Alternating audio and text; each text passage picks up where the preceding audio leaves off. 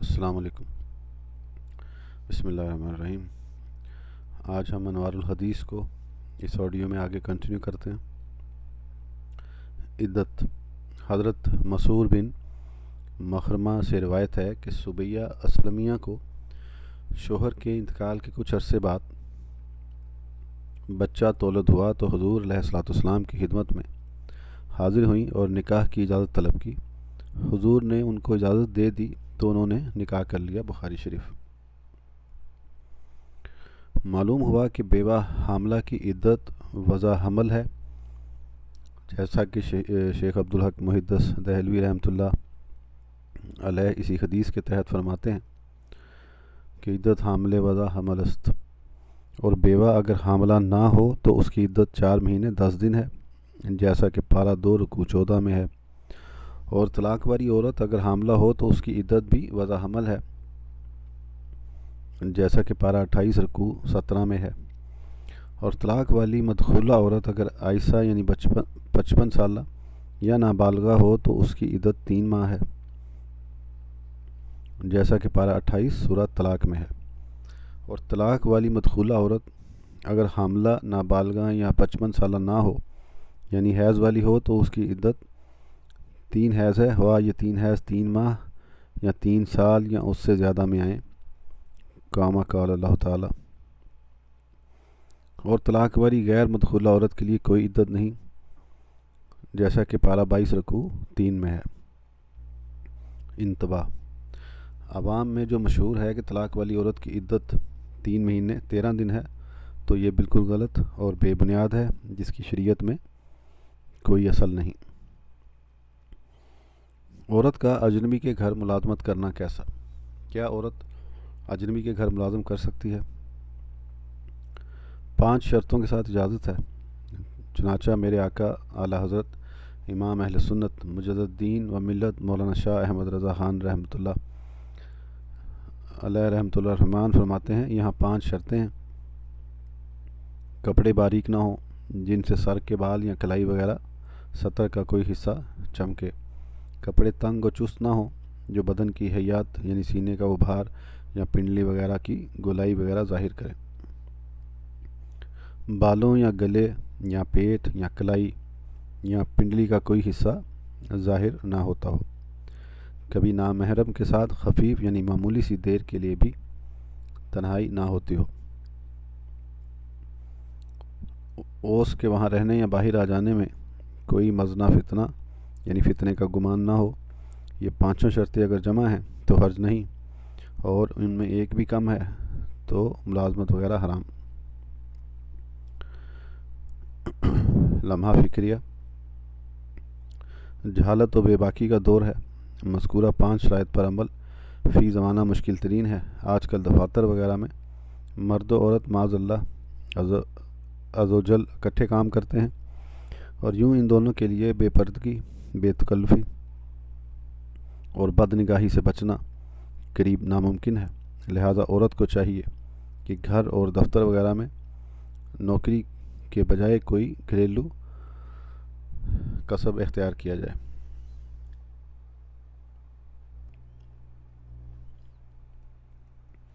حلال اور حرام جانور۔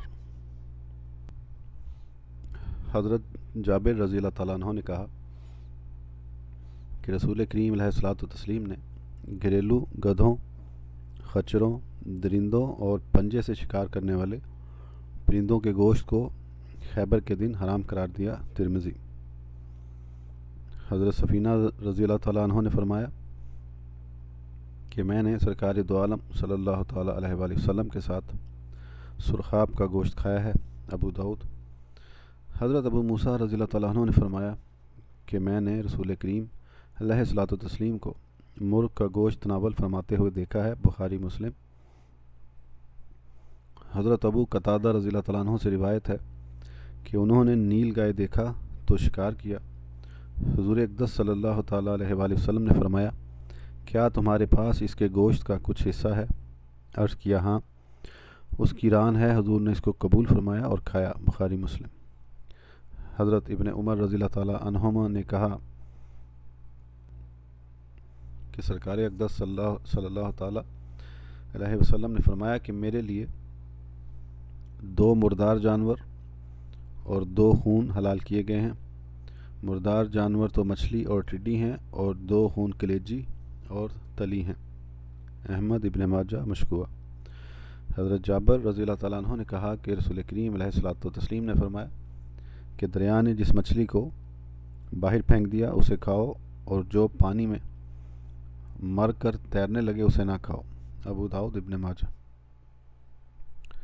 حضرت اکرمہ ابن عباس رضی اللہ تعالیٰ عنہم سے روایت ہے کہ سرکار اقدس صلی اللہ تعالیٰ علیہ وسلم سانپوں کو مار ڈالنے کا حکم فرمایا کرتے تھے، اور فرماتے تھے کہ جو شخص اس ڈر سے نہ مارے کہ دوسرے سانپ اس سے بدلہ لیں گے تو ہمارے طریقے پر نہیں ہے۔ شرح سنہ مشکوہ۔ حضرت ابو ہریرہ رضی اللہ تعالیٰ عنہ سے روایت ہے کہ رسول کریم علیہ الصلوۃ والسلام نے فرمایا کہ جو شخص گرگٹ یا چھپکلی کو پہلی ضرب میں مارے اس کے نامہ اعمال میں 100 نیکیاں لکھی جاتی ہیں، اور دوسری میں اس سے کم اور تیسری میں اس سے بھی کم۔ مسلم شریف۔ انتباہ: غراب الابقا یعنی وہ کوا جو مردار کھاتا ہے حرام ہے، در مختار میں ہے، اور مہوکا کہ یہ کوے کی طرح ایک جانور ہوتا ہے حلال ہے۔ مچھلی کے علاوہ پانی کے سب جانور حرام ہیں، جیسے کچھوا، مگرمچھ وغیرہ۔ جھینگا کے مچھلی ہونے میں اختلاف ہے، لہٰذا اس سے بچنا بہتر ہے۔ بہار شریعت: پانی میں کوئی ایسی چیز ڈال دی جس سے مچھلی مر گئی اور یہ معلوم ہے کہ اس چیز کے ڈالنے سے مری ہے تو وہ مچھلی حلال ہے۔ در مختار: خرگوش جو بلی کی طرح ایک تیز رفتار جانور ہوتا ہے حلال ہے۔ ہدایہ صفحہ 425 میں ہے۔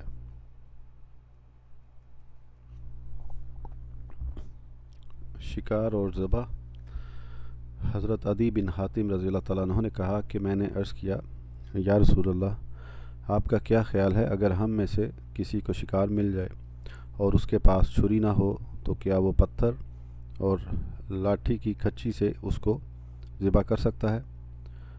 حضور صلی اللہ علیہ وآلہ وسلم نے فرمایا، اللہ کا نام لے کر جس چیز سے چاہو خون بہاؤ، ذبح کا حق ادا ہو جائے گا۔ ابو داؤد نسائی مشکوہ۔ حضرت عدی بن حاتم رضی اللہ تعالیٰ عنہ سے روایت ہے کہ نبی کریم علیہ الصلوۃ والسلام نے فرمایا کہ جس کتے یا باز کو تم نے سکھایا ہو اور پھر اللہ تعالیٰ کا نام لے کر اس کو شکار پر چھوڑو تو جس جانور کو وہ تمہارے لیے پکڑ رکھے اور خود نہ کھائے تو اس کو تم کھا لو۔ میں نے عرض کیا، اگرچہ وہ شکار کو مار ڈالے؟ حضور نے فرمایا، جب شکار کو مار ڈالے اور خود اس میں سے کچھ نہ کھائے تو شکار کو اس نے تیرے لیے پکڑ رکھا ہے۔ ابو داؤد مشکوہ۔ حضرت ابو ہریرہ رضی اللہ تعالیٰ عنہ نے کہا کہ رسول کریم علیہ الصلوۃ والسلام نے فرمایا کہ جو شخص مویشی کی حفاظت یا شکار کرنے یا کھیت کی نگہبانی کے مقاصد کے علاوہ صرف شوق کے لیے کتا پالے تو روزانہ 1 قرات کی مقدار میں اس کا ثواب کم ہوگا۔ بخاری مسلم۔ حضرت عبداللہ بن عمرو بن العاص رضی اللہ تعالیٰ عنہما سے روایت ہے کہ حضور علیہ الصلوۃ والسلام نے فرمایا کہ جو شخص چڑیاں یا اس سے بڑے پرندے کو ناحق مارے تو خدائے تعالیٰ اس کے متعلق بھی باز پرس کرے گا۔ عرض کیا گیا، یا رسول اللہ، پرندوں کا حق کیا ہے؟ فرمایا، انہیں ذبح کرے تو کھائے، نہ یہ کہ سر کاٹ کر پھینک دے۔ احمد نسائی مشکوہ۔ حضرت عائشہ رضی اللہ تعالیٰ عنہا نے فرمایا کہ صحابہ کرام نے عرض کیا، یا رسول اللہ، یہاں کچھ قومیں رہتی ہیں جن کے شرک کا زمانہ بہت قریب ہے، یعنی نو مسلم ہیں۔ وہ لوگ ہمارے پاس گوشت لاتے ہیں اور ہم نہیں جانتے کہ ذبح کے وقت وہ خدائے تعالیٰ کا نام لیتے ہیں یا نہیں۔ حضور نے فرمایا، تم بسم اللہ کہو اور کھاؤ۔ بخاری۔ حضرت شداد بن اوس رضی اللہ تعالیٰ عنہ سے روایت ہے کہ رسول کریم علیہ الصلوۃ والتسلیم نے فرمایا کہ جب جانور ذبح کرنا چاہو تو ٹھیک سے ذبح کرو، اگر اپنی چھری کو تیز کر لو اور ذبیحہ کو تکلیف نہ پہنچاؤ۔ مسلم۔ انتباہ: ذبح میں 4 رگیں کاٹی جاتی ہیں: حلقوم جس میں سانس آتی جاتی ہے، مری جس سے کھانا پانی اترتا ہے، ان دونوں کے اگل بغل اور 2 رگیں ہوتی ہیں جن میں خون کی روانی ہوتی ہے، ان کو ودجین کہتے ہیں۔ در مختار، بہار شریعت۔ 4 رگوں میں سے 3 کٹ گئیں یا باہر یا ہر ایک کا اکثر حصہ کٹ گیا تو ذبیحہ حلال ہے۔ مشرک اور وہابی مرتد دہریہ نیچری کا ذبیحہ حرام و مردار ہے۔ ہندو نے کہا کہ یہ مسلمان کا ذبیحہ ہے تو اس کا کھانا جائز نہیں، اور اگر یہ کہا کہ میں مسلمان سے خرید کر لایا ہوں تو اس کا کھانا جائز ہے۔ ذبح کرنے میں قصداً بسم اللہ اللہ اکبر نہ کہا تو جانور حرام ہے، اور بھول کر ایسا ہوا تو حلال ہے۔ ہدایہ جلد چہارم سواد 419 بہار شریعت۔ اس طرح ذبح کرنا کہ چھری حرام مغز تک پہنچ جائے یا سر کٹ کر جدا ہو جائے مکروہ ہے، مگر وہ ذبیحہ کھایا جائے گا، یعنی کراہت اس فعل میں ہے نہ کہ ذبیحہ میں۔ ہدایہ بہار شریعت۔ بکری اور بھینس وغیرہ میں 22 چیزیں ناجائز ہیں: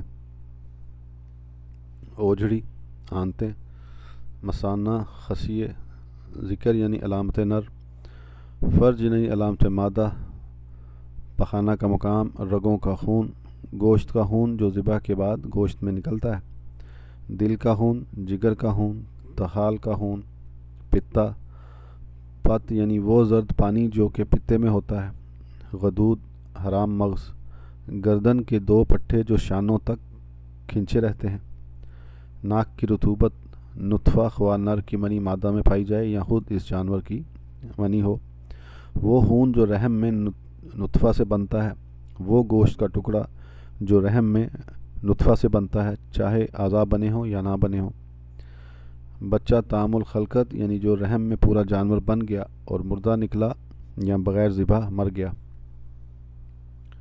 اولیاء کرام کی نظر و نیاز کے جانور کا گوشت جائز ہے جبکہ بسم اللہ اللہ اکبر کہہ کر ذبح کیا گیا ہو، جیسا کہ تفسیرات احمدیہ سواد 42 پارہ دوم کی آیت کریمہ وما اہل بہ لغیر اللہ کے تحت ہے۔ شکاری جانور کا کیا ہوا شکار مندرجہ ذیل شرطوں کے ساتھ جائز ہے: اول، شکاری جانور مسلمان کا ہو اور سکھایا ہوا ہو۔ دوم، اس نے شکار کو زخم لگا کر مارا ہو، دبوچ کر نہ مارا ہو۔ سوم، شکاری جانور بسم اللہ اللہ اکبر کہہ کر چھوڑا گیا ہو۔ چہارم، اگر شکار کے مرنے سے پہلے شکاری اس کے پاس پہنچا تو اس نے بسم اللہ اللہ اکبر کہہ کر اسے ذبح کیا ہو۔ ان شرطوں میں سے اگر کوئی شرط نہ پائی گئی تو جانور حلال نہ ہوگا۔ خزائن العرفان۔ سکھائے ہوئے شکاری جانور کی پہچان یہ ہے کہ اگر شکار پر چھوڑا جائے تو چھٹ جائے اور روکا جائے تو رک جائے، اور شکار کیے ہوئے جانور کو مالک کے لیے چھوڑ رکھے، اس میں سے کچھ نہ کھائے۔ تفسیر جلالین سواد 93 میں ہے۔ بندوق یا غلیل کا کیا ہوا شکار اگر مر جائے تو حرام ہے۔ رد المختار بہار شریعت اور فتاوی قاضی خان میں ہے۔ جو شکار شوقیہ محض بغرض تفریح ہو، بندوق غلیل کا ہو، خواہ مچھلی کا روزانہ ہو، خواہ کبھی کبھی مطلقاً بلا اتفاق حرام ہے۔ در مختار کتاب الصید میں ہے۔ بعض لوگ مچھلیوں کے شکار میں زندہ مچھلی یا زندہ مینڈ کی کانٹے میں پرو دیتے ہیں اور اس سے بڑی مچھلی پھنساتے ہیں۔ ایسا کرنا منع ہے کہ اس سے جانور کو ایذا دینا ہے۔ اسی طرح زندہ گھنیسا یعنی کیچوا کانٹے میں پرو کر شکار کرتے ہیں، یہ بھی منع ہے۔ بہار شریعت جلد 17 سواد 27-30۔ بعض لوگ قصاب کے پیشے کو مکروہ سمجھتے ہیں، حالانکہ اس کی کراہت کا قول کسی سے منقول نہیں۔ بہار شریعت بحوالہ رد المختار۔ سر درد کا ثواب۔ حضرت سیدنا ابو سعید خدری رضی اللہ تعالیٰ عنہ سے روایت ہے کہ اللہ عز و جل کے محبوب دانائے غیوب منزہ ان الایوب صلی اللہ تعالیٰ علیہ وآلہ وسلم نے فرمایا، مومن کا سر درد اور وہ کانٹا جو اسے چبھتا ہے یا اسے جو تکلیف دیتی ہے، اس کے عوض اللہ عز و جل قیامت کے دن اس کا درجہ بلند فرمائے گا اور اس کے گناہ مٹا دے گا۔ قربانی۔ حضرت زید بن ارقم رضی اللہ تعالیٰ عنہ نے فرمایا کہ حضور علیہ الصلوۃ والسلام کے صحابہ نے عرض کیا کہ یا رسول اللہ، یہ قربانیاں کیا ہیں؟ آپ نے فرمایا، یہ تمہارے باپ حضرات ابراہیم علیہ السلام کی سنت ہے۔ صحابہ نے عرض کیا، یا رسول اللہ، کیا اس سے ہم کو ثواب ملے گا؟ فرمایا، ہر بال کے بدلے ایک نیکی ہے۔ عرض کیا، اور اون یا رسول اللہ؟ تو آپ نے فرمایا، اون کے ہر بال میں بھی ایک نیکی ملے گی۔ احمد ابن ماجہ۔ حضرت عائشہ رضی اللہ تعالیٰ عنہ نے کہا کہ رسول کریم علیہ الصلوۃ والسلام نے فرمایا کہ قربانی کے ایام میں ابن آدم کا کوئی عمل خدائے تعالیٰ کے نزدیک خون بہانے یعنی قربانی کرنے سے زیادہ پیارا نہیں، اور وہ جانور قیامت کے دن اپنے سینگوں، بالوں، کھروں کے ساتھ آئے گا، اور قربانی کا خون زمین پر گرنے سے قبل خدائے تعالیٰ کے نزدیک مقام قبول میں پہنچ جاتا ہے۔ ترمذی، ابن ماجہ۔ حضرت انس رضی اللہ تعالیٰ عنہ نے فرمایا کہ میں نے حضرت علی کرمۃ اللہ وجہہ کو 2 دمبے ذبح کرتے ہوئے دیکھا۔ میں نے پوچھا یہ کیا ہے؟ انہوں نے فرمایا کہ حضور علیہ الصلوۃ والسلام نے مجھے وصیت فرمائی ہے کہ میں حضور کی جانب سے قربانی کیا کروں، تو میں دوسرا دمبا حضور کی جانب سے قربانی کر رہا ہوں۔ ابو داؤد۔ حضرت ابو ہریرہ رضی اللہ تعالیٰ عنہ نے کہا کہ حضور علیہ الصلوۃ والسلام نے فرمایا کہ جس میں وسعت ہو اور قربانی نہ کرے تو وہ ہماری عیدگاہ کے قریب ہرگز نہ آئے۔ ابن ماجہ۔ حضرت ام سلمہ رضی اللہ تعالیٰ عنہ سے روایت ہے کہ نبی کریم علیہ الصلوۃ والتسلیم نے فرمایا کہ جب تم بقرعید کا چاند دیکھو اور تم میں کا کوئی قربانی کرنا چاہے تو اس کو چاہیے کہ بال منڈانے، ترشوانے اور ناخن کٹوانے سے رکا رہے۔ مسلم۔ انتباہ: قربانی کے مسئلے میں صاحب نصاب وہ شخص ہے جو 52.5 تولہ چاندی یا 7.5 تولہ سونے کا مالک ہو، یا ان میں سے کسی ایک قیمت کا سامان تجارت یا سامان غیر تجارت کا مالک ہو، اور مملوکہ چیزیں حاجت اصلیہ سے زائد ہوں۔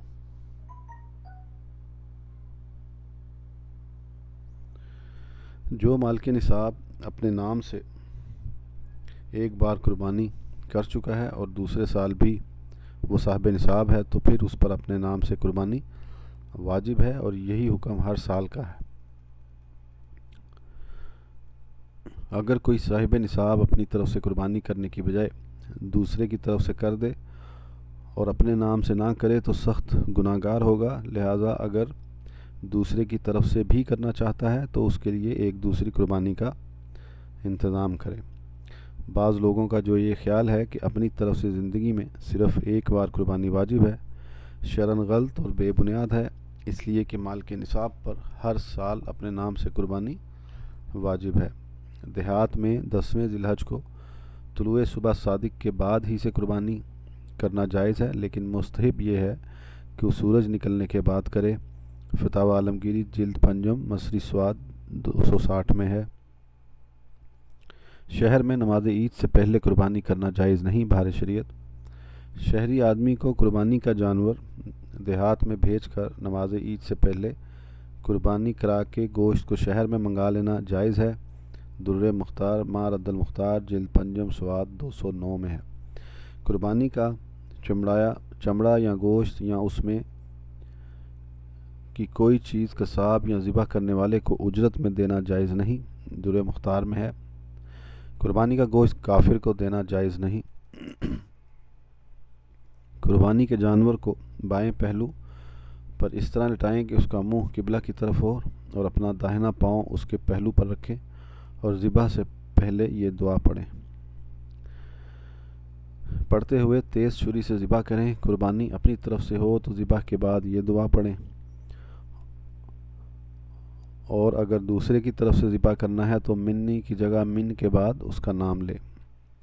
کیا پردہ ضروری نہیں؟ آج کل پردہ ضروری نہیں ایسا کہنا کیسا ہے؟ اس طرح کے کلمات کہنا انتہائی حماقت و جہالت اور نہایت ہی سخت بات ہے۔ اس طرح کے کلمات سے متعلقہ پردہ کی فرضیت کے انکار کا اظہار ہوتا ہے، اور سرے سے پردے کی فرضیت ہی کا انکار کفر ہے۔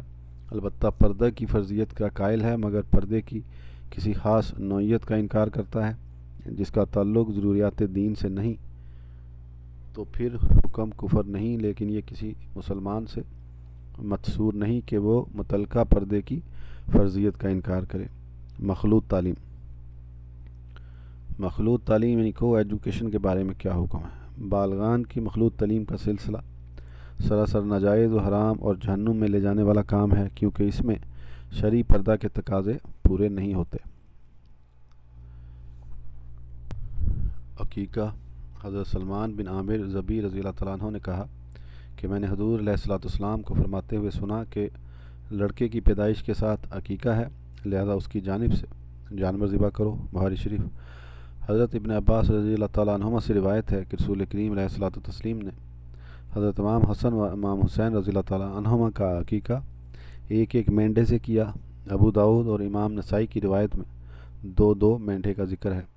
حضرت عمرو بن شعیب رضی اللہ تعالیٰ عنہما اپنے باپ سے اور وہ اپنے دادا حضرت عبداللہ سے روایت کرتے ہیں، انہوں نے کہا کہ حضور علیہ الصلوۃ والسلام نے فرمایا کہ جس شخص کے کوئی اولاد پیدا ہوئی پھر اس نے اس کی طرف سے جانور ذبح کرنا چاہا تو وہ لڑکے کی جانب سے 2 بکری اور لڑکی کی طرف سے 1 بکری ذبح کرے۔ ابو داؤد۔ انتباہ: عقیقہ کے لیے 7واں دن بہتر ہے، اور 7ویں دن نہ کر سکے تو جب چاہے کر سکتا ہے، سنت ادا ہو جائے گی۔ لڑکے کے عقیقے میں 2 بکرے اور لڑکی کے عقیقے میں 1 بکری ذبح کی جائے، یعنی لڑکے میں نر جانور اور لڑکی میں مادہ مناسب ہے۔ لیکن اگر لڑکے کے عقیقے میں بکریاں اور لڑکی کے عقیقے میں بکرا ذبح کیا جب بھی حرج نہیں بہار شریعت۔ قربانی کی طرح عقیقہ میں بھی بکرا اور بکری کی عمر 1 سال ہونا ضروری ہے بہار شریعت۔ عوام میں جو مشہور ہے کہ عقیقے کا گوشت بچے کے ماں باپ، دادا دادی اور نانا نانی نہ کھائیں، یہ غلط ہے، اس کا کوئی ثبوت نہیں بہار شریعت۔ عقیقے کے جانور کو ذبح کرنے کے لیے بائیں پہلو پر اس طرح لٹائیں کہ اس کا منہ قبلہ کی طرف ہو، اور ذبح سے پہلے یہ دعا پڑھے، اور پھر اللہم منک ولک بسم اللہ اللہ اکبر کہہ کر ذبح کرے۔ اگر اپنا لڑکا ہو تو دعا میں لبنی کے بعد فلان کی جگہ اپنے لڑکے کا نام لے، اور اگر اپنی لڑکی ہو تو لابنی کی جگہ لبناتی کہہ کر لڑکی کا نام لے، اور اگر دوسرے لڑکے کا ہو تو ابنی فلان کی جگہ لڑکے کا نام ولدیت کے ساتھ لے، اور لڑکے کے عقیقے میں دموہا بدامہ و لحمہا بلحمہ وغیرہ مذکر کی ضمیر کے ساتھ پڑھا جائے گا، اور لڑکی کے عقیقے میں دموہا بدامہا و لحمہا بلحمہا وغیرہ مؤنث کی ضمیر کے ساتھ پڑھا جائے گا۔ اس آڈیو کے لیے اتنا ہی، پھر انشاءاللہ اگلی آڈیو میں کنٹینیو کریں گے۔ اس وقت تک کے لیے اجازت دیجیے، اللہ حافظ۔